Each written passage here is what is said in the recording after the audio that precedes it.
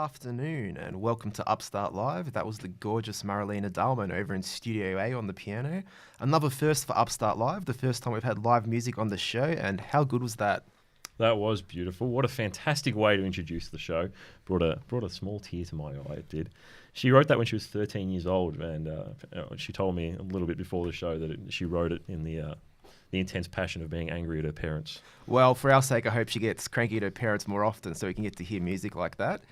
You're listening to Upstart Live, broadcasting live from La Trobe University every Friday at 1 p.m. Coincidentally, it is now 1 p.m. on Friday, the 27th of May, and I'm your host, Niam Kurt. I'm joined by my co-host, Ben McCready. Super keen to be bringing you all the news and events on the best goddamn webcast out there on the internet. Ben, are you excited? I am damn excited, Niam, because it is our very last episode of the semester. It has been a great journey so far for the Upstart Live team, where we have broken some really, really big stories, such as our interview with Louis Eriglu in the first episode, the ABC cameraman, who was arrested in Malaysia for criticising the Malaysian PM. That was huge. That was a big one, and a big scoop with Vice-Chancellor John Dewar with his change on his opinion in uni fee deregulation, just to name a couple. So, and in true Upstart Live fashion, we are looking to finish off this semester loud, proud, and with a bang. Yes, we are, Ben. Coming up on the show today, we have a story on NAPLAN testing, which throws up huge questions about the validity of having standardised testing in our school system. And we also have an interview with charity group Two Birds, One Scone. We also head back to our coverage of the human space race with the recent announcement of the BEAM, that is BEAM, space module by SpaceX, as well as take a look into the sports pay gap. And coming up first, we will have a fresh story, hot, steaming and straight from the toaster, about La Trobe pledging to divest from fossil fuels. All this and more right after these stunning headlines read by the equally stunning Matthew Coburn. Matthew, welcome to the show. Thanks, Ben. Footage of a gangland shooting, possible clues into Egyptair Flight 804, Donald Trump and bushwalkers. This is what's been making news. We start with the horrific CCTV footage of fatal shooting of gangland figure Waleed Ammar. Known as Mr. Big of organised crime around Sydney, he was shot dead at Bankstown Central Shopping Centre last month by an unknown masked assailant. In the footage, which we cannot show due to its graphic nature, you can clearly see the fatal shots as they also ricochet, injuring those around. No arrests have been made, meaning the killer is still currently on the loose. Egyptian search teams have detected an emergency signal from the wreckage of Egyptair Flight 804. This could help them locate the aircraft thought to be on the floor of the Mediterranean Sea. The aircraft, which was travelling from Paris to Cairo with 66 passengers and crew aboard, crashed last week. The discovery has narrowed the search zone for the main body of the plane to a radius of about 3 miles. It is hoped that this discovery will lead to finding the plane's black box, meaning more will be known about this disaster. A 58-year-old bushwalker missing in Lamington National Park on the Gold Coast since Saturday told police he was eating 8 sultanas a day to survive. The man, lost on Saturday night, called police about 7 p.m. before his phone lost power. This morning, he walked out of the rainforest to a nearby farmhouse on Christmas Creek Road about 10 a.m. The occupant of the farmhouse then called emergency services. Many, though, have been calling into question the legitimacy of this story, as survival experts say it'd be near impossible to survive in freezing temperatures, and he was only wearing a t-shirt and shorts at the time. We will bring you more updates on the story next semester as they come to light. The US Republican presidential candidate Donald Trump has reached the number of delegates needed to secure the party's presidential nomination. In North Dakota on Thursday, he thanked 15 unbound delegates of the state who helped him get to this. In his very controversial campaign, he defeated 16 other Republican contenders. They will finalise their nomination in July, and now Trump will take on either Hillary Clinton or Bernie Sanders as the Americans go to the poll in November. And breaking news on this show, Guardian Australia have broken a story about Australia being scrubbed from the latest UNESCO climate change report after the government intervened. An Environmental Department spokesman has stated recent experience in Australia has shown that negative commentary about the status of World Heritage properties impacted on tourism. And one last thing, a preview of tonight's footy as Sydney hosts North Melbourne in the SCG. Many are saying that this will be this year's grand final, but stay tuned for a more in-depth wrap later in the Bulletin with Sport. Back to you guys. Awesome. Thank you so much for that, Matt. There was the headlines for today's show. It is currently, let's have a look, 1:05. This is Upstart Live. You're listening to it live, obviously, because it's Upstart and it's live.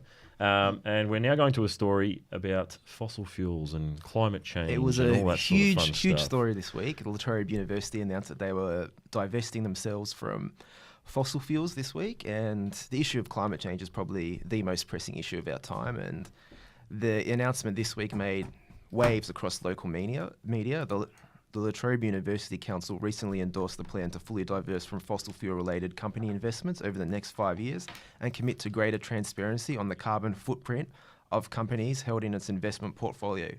Tia Davidson is the co-founder of Equality, Sustainability and Peace Society La Trobe Uni, and they've been enthusiastic supporters of this initiative.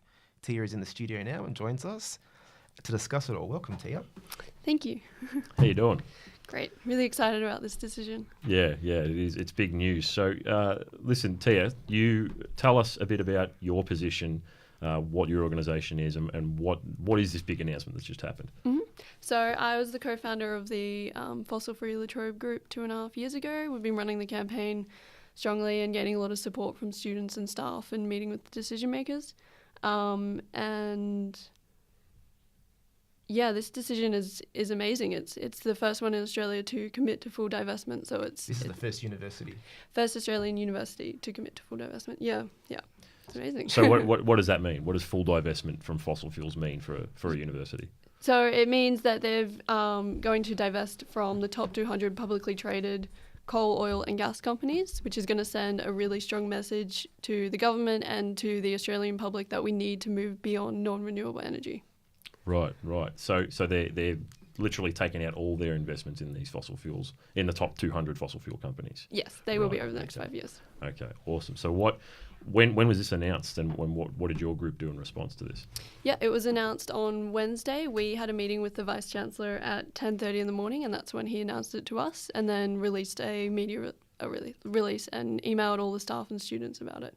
We celebrated immediately, and then we also held a celebration in the Agora yesterday. Very cool. What has been the process leading up to this? You said you're involved with the university now for 2.5 years, meeting with them to come up with this plan. How do we get to the decision today?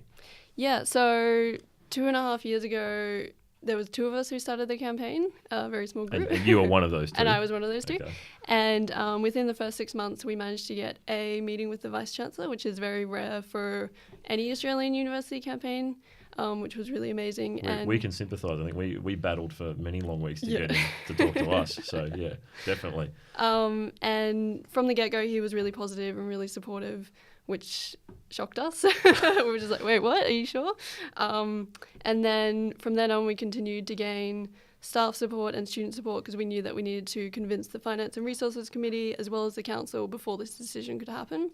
So a year later, we had another meeting with the Vice-Chancellor to see what had happened. He'd informally taken it to the Council to get their thoughts on it, and he'd also contacted their old fund manager to see if it was possible. They are quite a conservative fund manager and just outright said no, so they started looking for new fund managers, which is what they ended up doing. They moved to Russell Investments. And then we gave a presentation to the Finance and Resources Committee a couple of weeks ago. And then they took it to Council, voted on it, and then this... And came to this decision. Yep. All right, very cool. All right, well, thank you for giving us the lowdown on that. We now have coming up, I believe, Gary Seach, La Trobe CFO, which is Chief Finance Officer. I believe he's on the line. Gary, are you there? Yes, I'm here. How are you? I'm well, thank you. That's good. Sorry, just trying to sort out some sound levels here. So sorry to Gary if you're listening. Okay, all right. We're going to get right on with the show. Not sure what happened there. Tia, what's the end game for the ESP? Now we've got La Trobe's divested themselves from fossil fuels. Is that mission complete for you guys, or is there a next step that you guys want to go into making La Trobe a more sustainable, environmentally friendly university with a carbon footprint that's lesser than what it is now?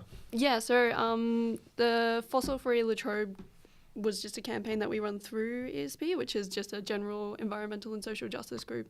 So we look at various issues, various like environmental and social justice issues and how they interrelate and how they're all connected, and there's not really one way to fix one without fixing the other. So we do a lot of other campaigns, so we're already kind of actively campaigning, and we're active through the community garden, and we try and engage students on all Could you these name issues. us? Okay. You good? Hello, Gary, are you there? Yes, I'm back. Hello, sorry about that. We're not sure what happened on our end there. We everything just kind of fell apart for a second. That's okay. I I'm guess- in the middle of asking me another question about other universities. Yeah, have you followed any other models of universities that have divested themselves before of fossil fuels? Sorry, there's a bit of static there. I missed that. Have you followed any other universities which have divested themselves of fossil fuels before? Any other models? Not so much followed. We did notice in the press the statements that were made by ANU and Sydney Uni. Tia, we just heard from Gary there before. He said that you guys really helped inform their decision and sway their decision. What did you put to the Gary and the rest of the group there to get them to come on board? What was the deciding factor, I guess? Yeah, so we put together a report for them which just outlined the moral imperative, the fiduciary responsibility that the university has to the community, the financial risk that is present in investing in fossil fuels, and then What also is that financial risk? Yeah, so it's about how the fossil fuel industry has reserves, and if you agree with the science, 80% of these reserves need to remain unburnt. Therefore, 80% of 80%. Yep, that's the So we're basically allowed to burn through the next 20% tops, and after that, and that's to reach the 2-degree limit on global warming, where a lot of people are saying that we need to reach a 1.5 degree limit. So that actually means that nothing more can be burnt and there can be no more mines. But And what time frame are we talking about when we say 1.5 degrees? I'm not exactly sure on the time frame, but it's just like that's the limit of the global warming. Because if we go over that, then you're seeing, you're The losing changes your are food security. irreversible. Like you just can't, Ice ages and all that Yeah, sort of exactly, fun stuff. like- Yeah, exactly. wiping out humanity. So these reserves are treated as assets by the fossil fuel companies, and these assets will become stranded because we can't burn them. So therefore, it's a massive financial risk for anybody to be, investing in fossil fuels. Right. Well, coming up, we have Julie O'Brien on the phone. She's the Acting Environmental Sustainability Manager. Julie, are you there? I am here, yes. Hi. Sorry, hang on. We're just trying to work that out. Okay. So Julie, have you been involved in any way with the dealings that led to La Trobe announcing their divestment? Yeah, look, we've had a bit to do with it in our area, I guess, in terms of understanding how the movement has been progressing. My normal role is environmental advisor to the uni. So within that, I've been following the divestment movement quite closely for the last couple of years. I undertook some training in it about a year and a half ago myself, and have worked with Gary Seach in the background, I guess, to look at some of the information that's coming out in terms of how the sector is changing and the risk that's increasing, particularly around coal and oil prices as they've gone down in the last while. And I guess trying to marry up what the university's stance is in terms of its general commitment to sustainability and how it tries to drive things through the We're involved in a tertiary sustainability network where we meet very regularly with all the Victorian unis, and pretty much all of them are working on this in some way. I guess what we've managed to do this week is put a very firm line in the sand in terms of the time and the specific commitment that we're making as a university, and that differs in terms of the level of commitment, I guess, that others have made. So everybody's working on it and everybody's moving in the same direction, which is fantastic. But I guess, people are just doing it in slightly different ways. So I do think there's probably a tipping point that's not too far ahead for us, which would be great, in the next few months to the next year, where we'll see a lot more unis coming out and committing to this, and not just universities, other big organisations as well. And I think Tia mentioned earlier, it's about understanding the risk that's in the market associated to fossil fuels at the moment and making better choices and investing that money in cleaner technologies and renewable technologies that actually bring us in the direction that we need to go to get to the 2 degrees or the more ideal 1.5 degrees minimum, in terms of the level of warming that we can actually get to. Yeah, she was just dropping some scary statistics about the reserves to us a second ago. You talked a bit about the university network. What's the next step for universities in combating climate change? We've got divestment from fossil fuels, but what can universities be doing next to help reduce their carbon footprint? Yeah, look, I think getting a firm commitment from other unis and other organisations is definitely still needed and is still part of the equation. And hopefully, as I said, that will come in the not too distant future. Pretty much all of the universities, and we're no exception, have been working on minimising our carbon footprint for quite some time. And I guess a lot of this work goes on in the background and is not necessarily visible to the day-to-day eye walking around the campus. But, we've got lots of projects that look at how we use our building stock. And so for La Trobe in particular, we've got a lot of building stock that is a little bit outdated. And, you face that decision about do you tear everything down and build new, or do you look at what you've got and look at repurposing that for the more modern environment that's required? And generally, that's the path we're treading at the moment. There has been a couple of new buildings in the last 5 or so years, and there will be some new development down the track. But in the meantime, we're looking at what we've currently got and reusing that as best we can, because the embodied energy in the materials of those buildings do have a carbon profile and, play into the emissions overall. So if we're going to replace all of that concrete, all of that steel, etc., then it's actually bringing more materials onto site that have higher profile. So we do look at ways to do that, actually reuse the existing facilities and make them much more efficient in their everyday operations, so much better lighting, more water efficiency, those kind of things. And a lot of the unis, as I said, would be looking at similar things. We are also looking at some bigger investment and move towards renewable energy, solar in particular, and we've got some projects coming up on our Bendigo campus and our Melbourne campus on that in the next year and a half to 2 years, I guess. So all of those things, there's lots of small things that happen day to day, and some of them are smaller projects, some of them are bigger projects, and the general push in the general direction is to minimise our impact overall, and we're very much aligned to that. No, that's fantastic. It sounds like we're treading a very fine line in all things. But listen, Julie, thank you so much for coming onto the show and lending us your knowledge. That was really great. We'll hope to speak with you again soon. No problem. Thanks. Take care. Okay, and that was Julie O'Brien, the Acting Environmental Sustainability Manager here at La Trobe. And this has been our fossil fuel story. We've got Tia in the studio. She's from Fossil Free La Trobe, and she was just here telling us all about her movement's success as of late with the fossil fuels divestment at La Trobe. It is now 27 minutes past 1, and coming up we have a big story on NAPLAN testing and food wastage. So stay tuned.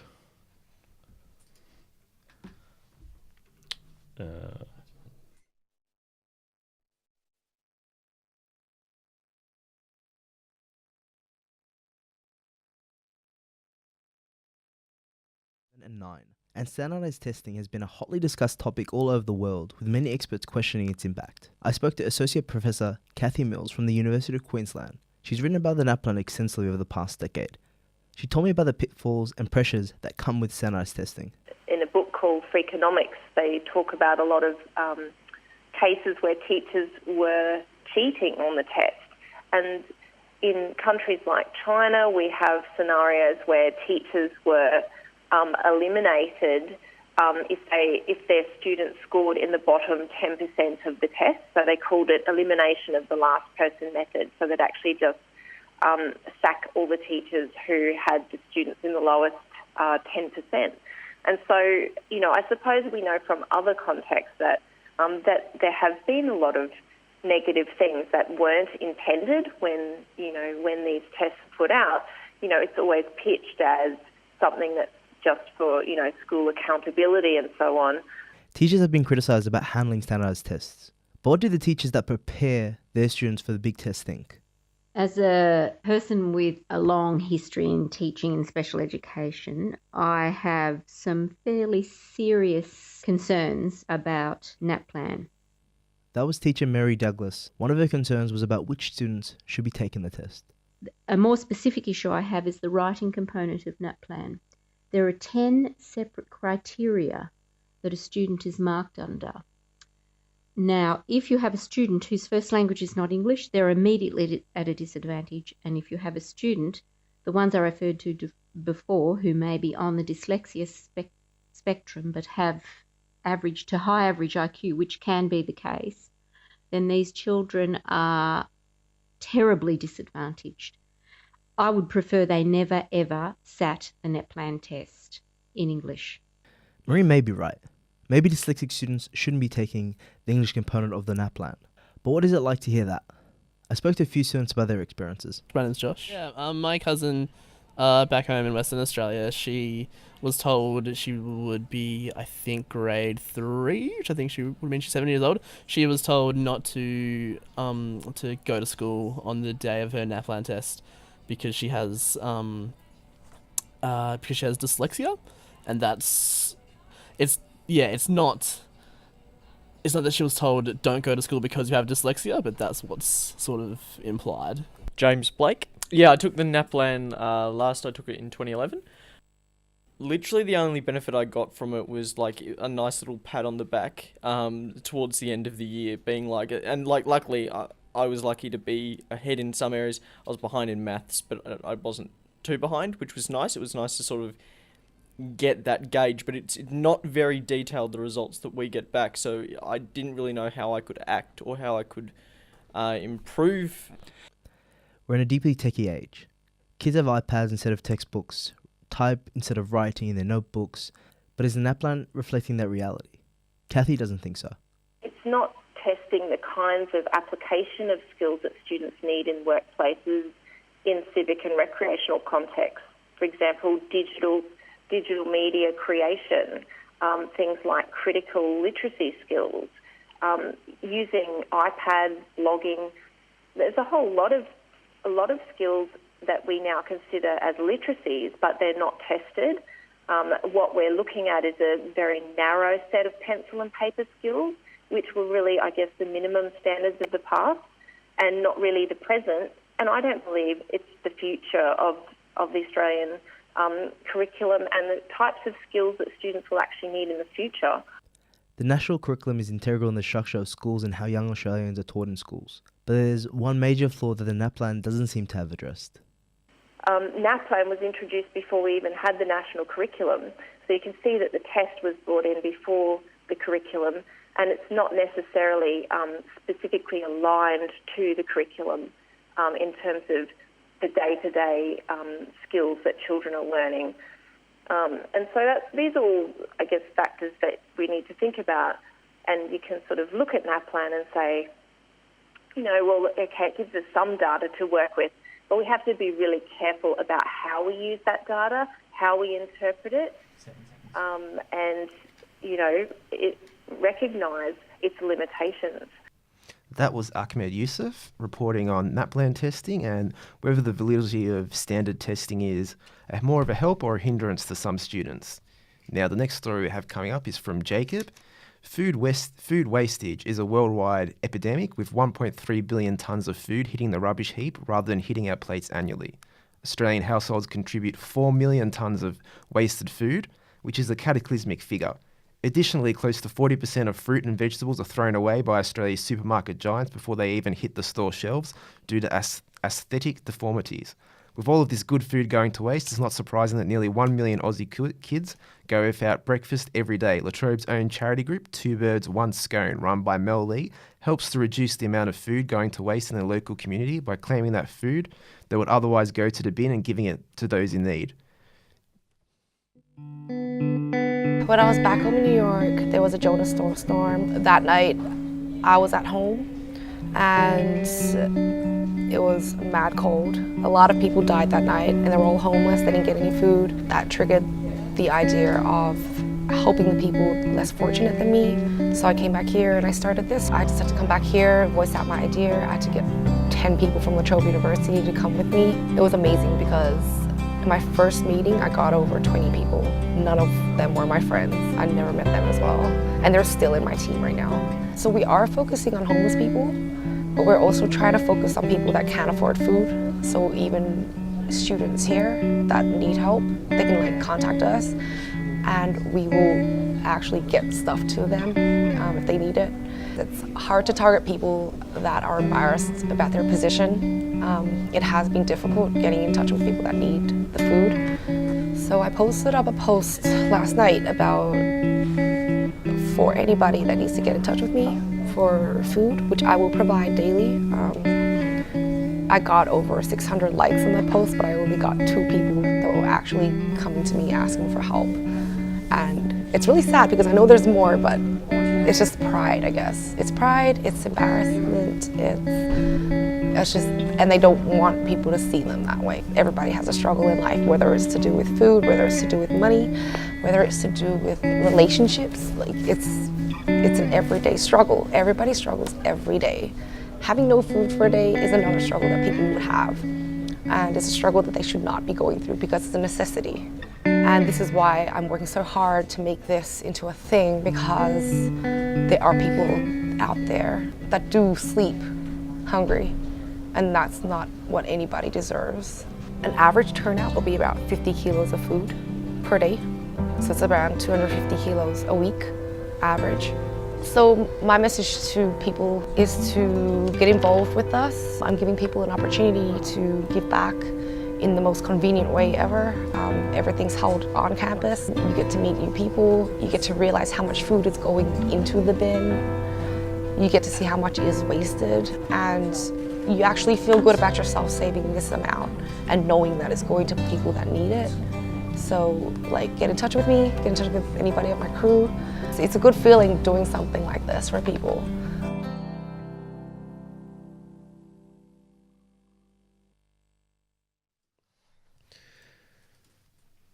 That was our story by Jacob, one of our reporters on food wastage. That was really, really interesting.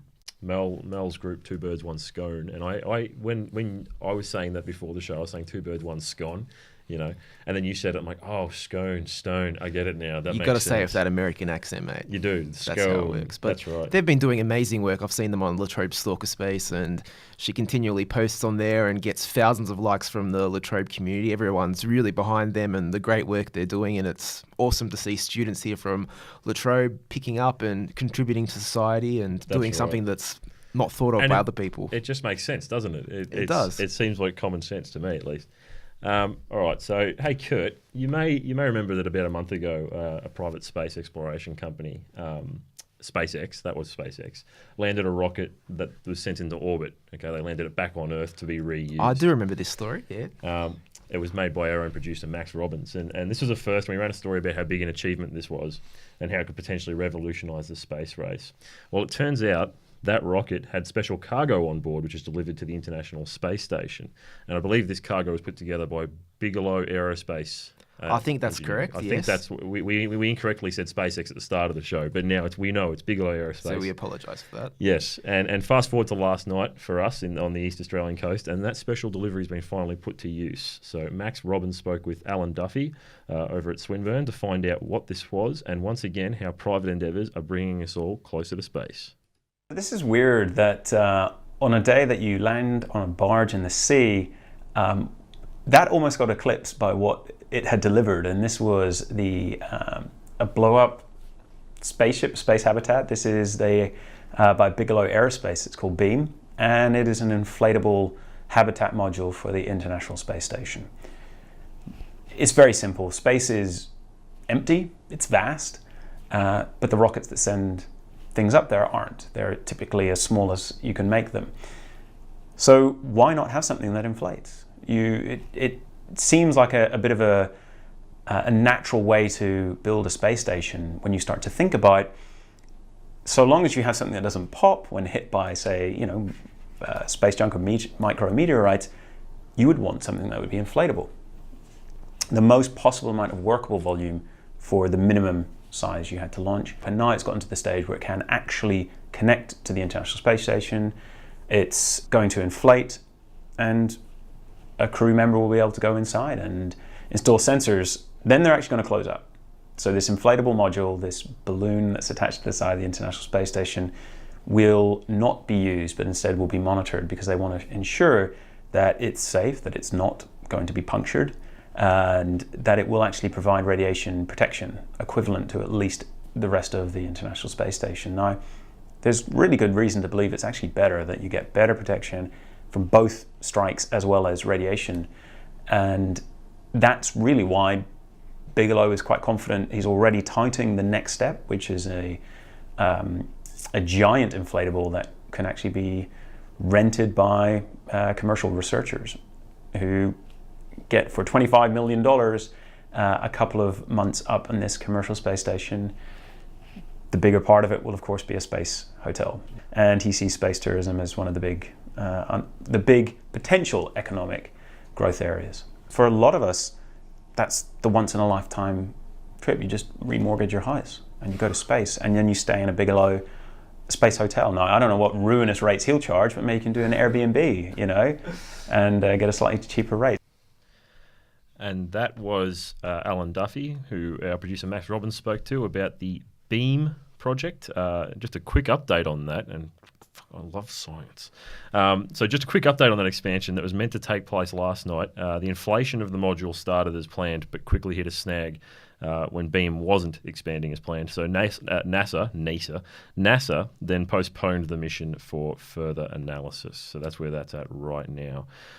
Currently, we are joined in the studio by two fine young people from Upstart, I believe. Right, Kurt? Right, we have Rachel Roberts here from our sister publication at Upstart, telling us all the big news stories which have been happening over there at upstart.net.au. Rachel, what's been happening? Lots has been happening this week. Our favourite story is Overcoming Mental Illness and Cancer by our staff writer Vivian Duck.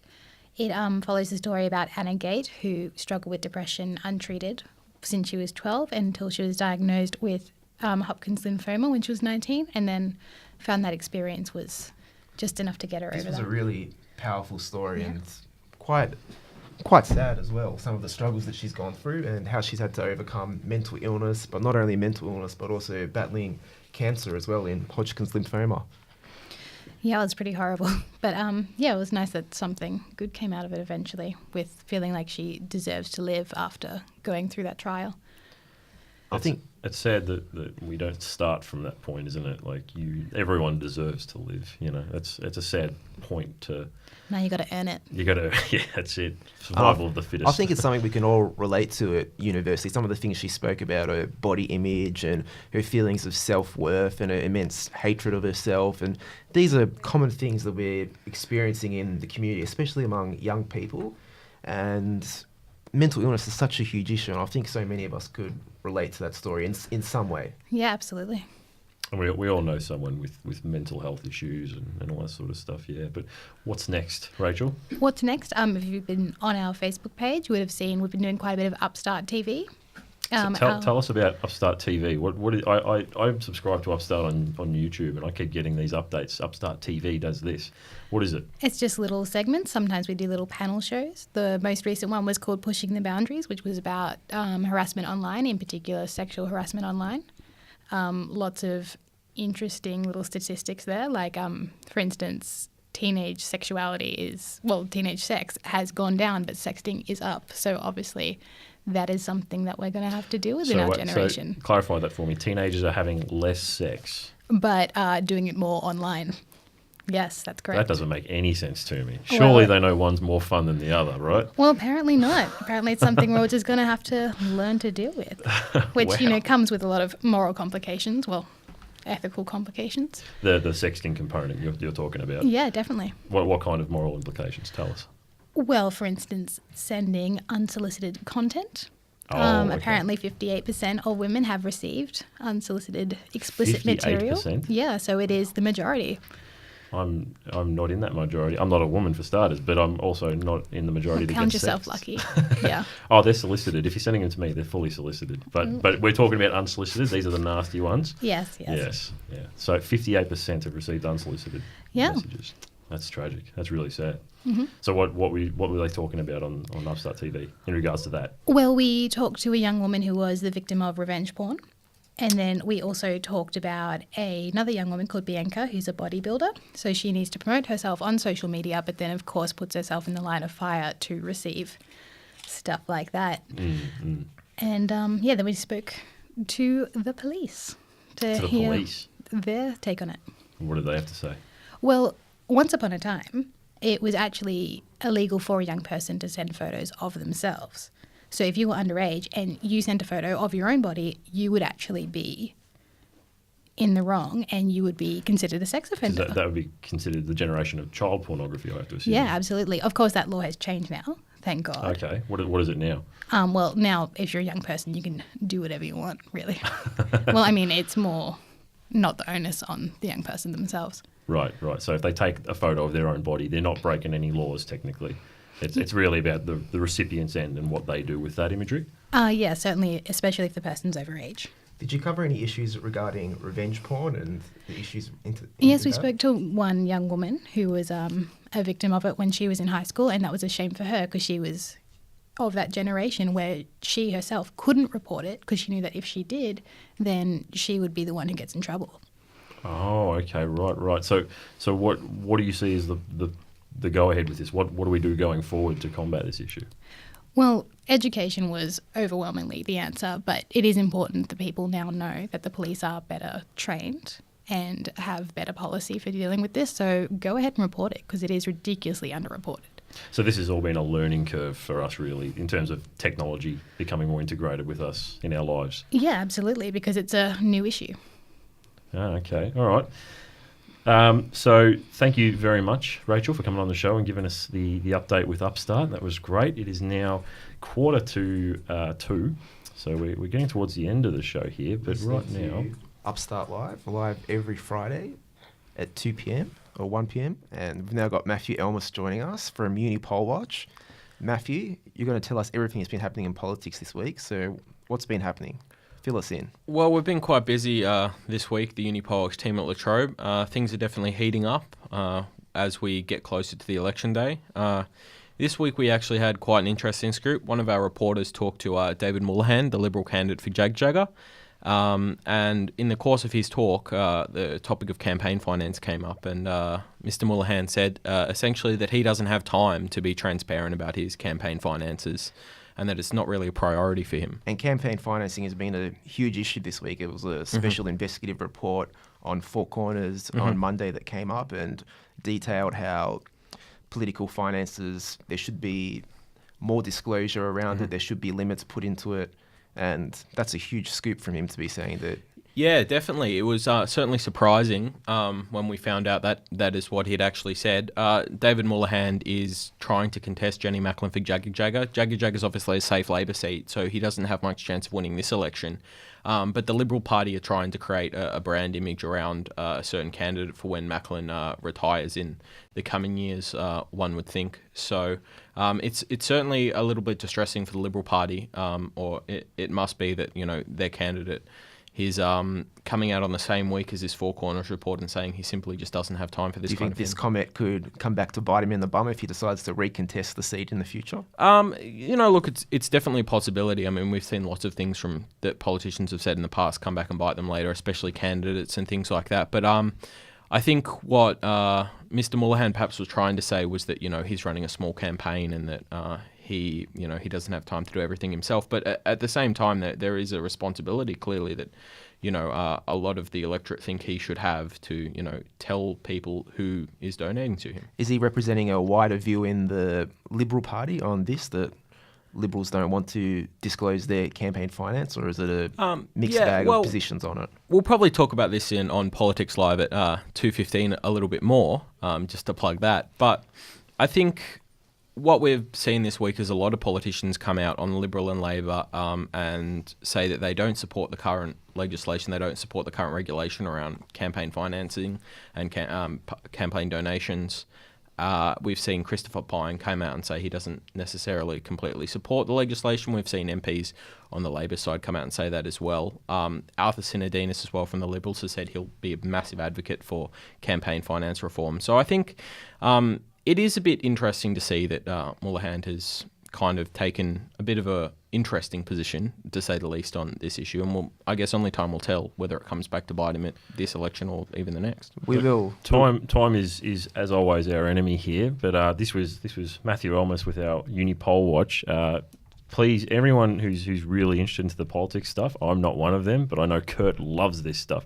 Coming up straight after this show, we have a special show that you and Kurt and someone else have put Rudy together, Edsel. right? At 2:15. Uh-huh. Yeah, what's that called? It's called Politics Live. We'll start our first broadcast at 2:15, and we'll be running a broadcast every week on Friday up until the election. So it should be good. Sounds fantastic. All right, Matthew Elmas from Uni Poll Watch, Rachel Roberts from Upstart. Thank you guys for coming in. Thanks for having us. Coming up next, we have the sports segment with Toby and Kyle.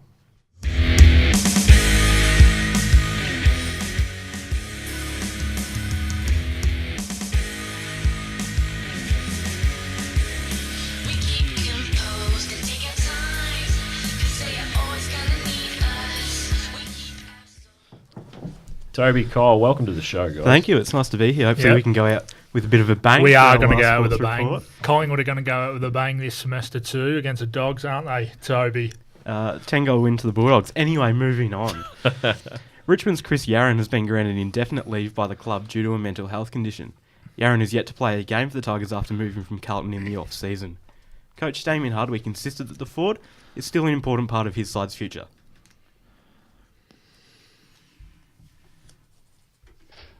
And there's no time frame for his return at this stage. So from our point of view, he's a great young fella and we just wish him the best. Look, we can't wait to have him back. He's an important part of our future. There's no doubt about that, wherever that may be. Whenever that may be. We're unsure, but he's certainly a part of our future going forward. Carlton have made a few surprising selections this week, naming big men Matthew Cruiser and Levi Casbolt in the 25-man squad to face Geelong on Sunday. Both players went down with what's expected to be serious injuries less than 2 weeks ago against Port Adelaide. Cruiser was expected to miss a month with a torn meniscus, and Casbolt up to 8 weeks after fracturing his left tibia. To soccer now, where the Socceroos are preparing ahead of their friendly clash with England tomorrow morning. Almost 50,000 fans will pile into a sold-out Stadium of Light in Sunderland to watch the two sides go head-to-head for the first time since 2003. Brisbane Raw striker Jamie McLaren looks set to make his debut up front in a seldom-used 4-4-2 formation. His strike partner Robbie Cruz had this to say about the friendly. Yeah, it's always a privilege when you play for the Socceroos against any team. But it's probably a bit more special when we're playing England. So it's a great chance for us to to continue and to show the rest of the world that Australians can play football. And we've been playing really well lately. Obviously, people will say it's against lesser opponents, but this is a perfect chance for us collectively and individually to show what we're made of. It appears that any chance of Socceroo legend Tim Cahill playing in the A-League are all but over, with Cahill entering in discussions to remain in China until the end of the 2017 season. It's more bad news for Australian fans, as Cahill may miss the upcoming friendlies against Greece due to a hamstring strain. Rumours that Premier League club Arsenal are chasing Australian Tom Rogic continue to persist, with the Sun newspaper reporting overnight that manager Arsene Wenger is optimistic about signing the midfielder. Rogic had an impressive season with Scottish side Celtic, but continued reports of a move to the Premier League Giants come as a bit of a shock. In France, Bernard Tomic has lost in 4 sets in his second-round clash against Borna Coric overnight at the French Open. Tomic battled an unspecified illness during the clash, but produced a gritty performance against heavy pre-match favourite Coric. His defeat leaves Nick Kyrgios and Sam Stosur as the only remaining Australians. Kyrgios will face Richard Gasquet in the 3rd round, and spoke of his respect for the experienced Frenchman. Yeah, definitely. I feel there's a bit of a rivalry there, but at the same time, we've got major respect for each other, and I know that we both know that it's going to be a tough match, so I'm ready for it, and I'm sure he will be as well. In the NBA, the Golden State Warriors have just defeated the Oklahoma City Thunder 120-111 to bring the series to 2-3. Andrew Bogut was influential, while yesterday the Cleveland Cavaliers took a 3-2 lead in the Eastern Conference Finals in emphatic fashion, defeating the Toronto Raptors 116-78. LeBron James had 23 points and 8 rebounds, while for the Raptors it was a disappointing return to their poor shooting form. Guard DeMar DeRozan hitting only 2 of his 8 shots for the night. That's our sport report for today, boys, but stay tuned at 2 o'clock for the story you won't be disappointed by that everyone's been waiting for. The pay gap. Investigation into pay gap in women's soccer. Finally, the pay gap. Finally. Awesome. Thanks for having us. Thank you so much, guys.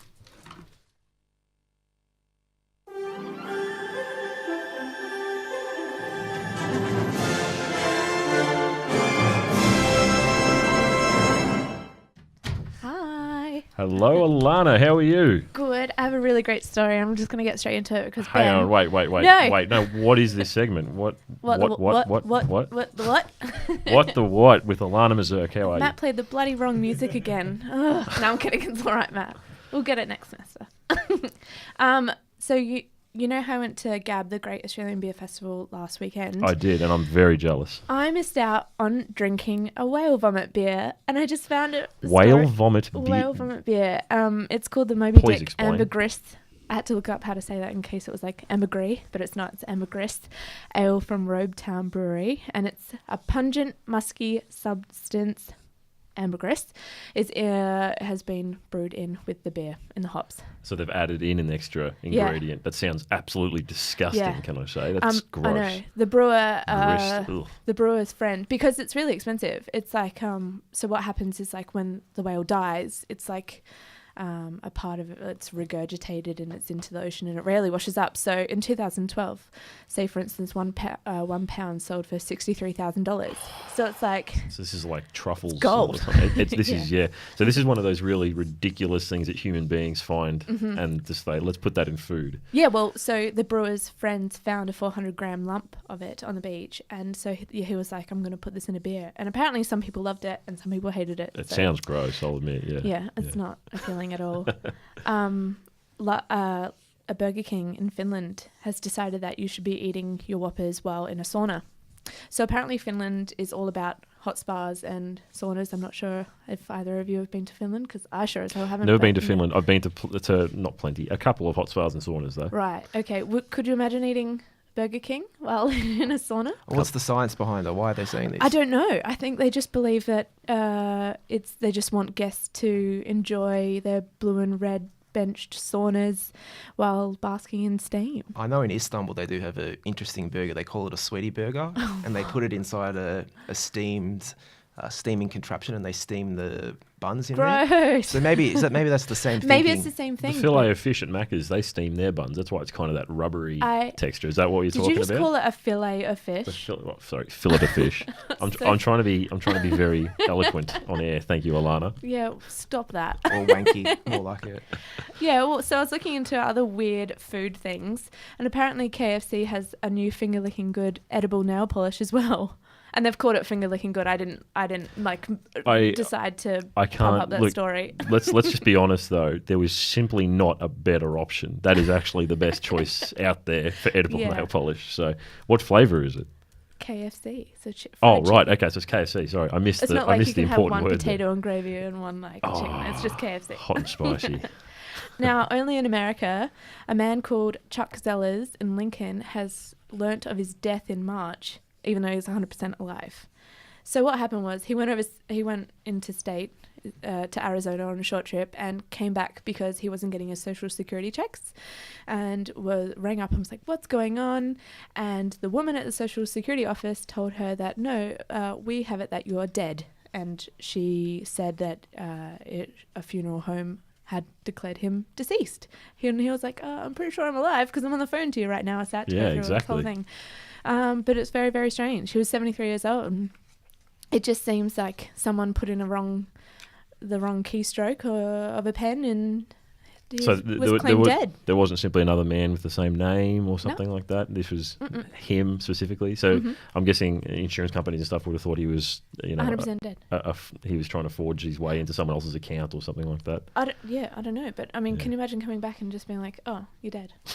And then that's like you didn't get, say for instance, you're settling payments and you rang up and I was like, well, someone has written down in a funeral home that you are dead and you are no longer allowed to get your money. I'd be like, I am on the phone to you right now. But no, he had to go through the bank and everything, and the phone call's just not enough because I guess anyone can ring up and just say. Right, yeah, exactly. You got to be there in person. Yeah. Yeah, and prove you're either a zombie or very much alive. That's right. That's right. Listen, awesome. Thank you for that. No worries, Thank guys. you for that What the What food edition, food and zombie edition. Food and zombie edition. Thank you, Alana. And we should note, tune in next semester. Yes. Because me and Alana will be hosting the next show. And yes. we'll be continuing the great tradition here started at Upstart Live. And doing it's going to be exciting. Exciting. It's going to be really good. You sound pumped. I am. And ladies and gentlemen, that brings us to the solemn close of our tenure as hosts of the Upstart Live program.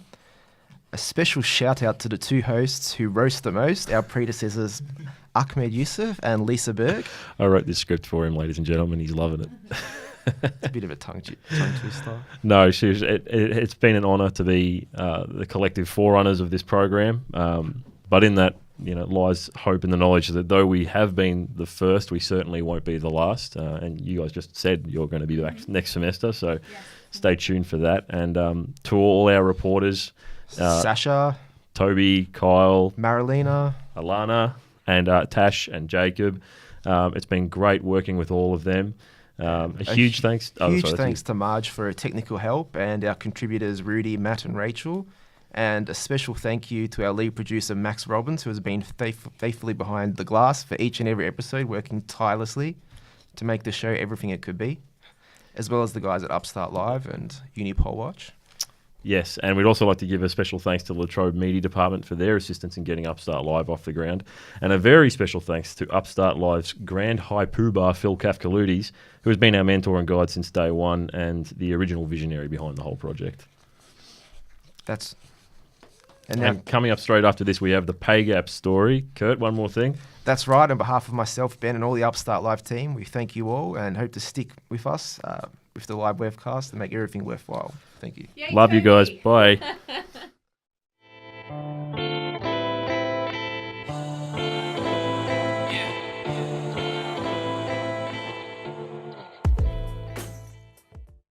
It was revealed that they were paid 4 times less than their male counterparts, despite being more successful and generating more revenue. However, it's not just in the United States where this is a problem. It's also a problem right here in Australia. Well, from the outside, it appears that most of the women playing the sport at its highest level are living the dream. They're currently in a fight for fairer conditions in relation to pay, playing and training services, and medical care. The realities of this dream were revealed a few weeks ago in an article by Anne O'Dong in The Women's Game. She spoke with a number of current players who showed the true extent of the sometimes scary challenges they faced. To try and get a greater understanding of these challenges, I spoke with Anna Harrington, a journalist and commentator for SBS Radio and W League Live.